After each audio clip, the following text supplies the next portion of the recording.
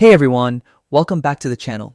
In today's video, I'm going to show you a super easy way to enable dark mode on Google Chrome.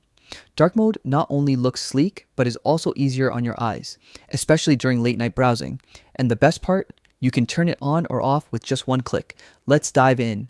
First, open your Google Chrome browser.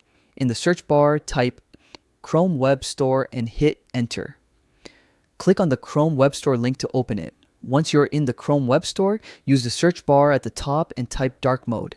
You'll see a list of extensions, but look for the one simply called dark mode and click on it. Now, click add to Chrome. A small pop-up will appear asking for confirmation. Click add extension, and just like that, the extension is added to your browser. Next, go to your extensions tab. That little puzzle icon in the top right corner of Chrome. Find the dark mode extension and click on the pin icon. This will place a dark mode button right on your toolbar for quick access. And that's it. Now you can toggle dark mode on or off anytime on any page with just one click. It's simple, fast, and makes browsing at night so much easier. If you found this video helpful, make sure to like and subscribe for more quick tech tips. Thanks for watching, and I'll see you in the next one.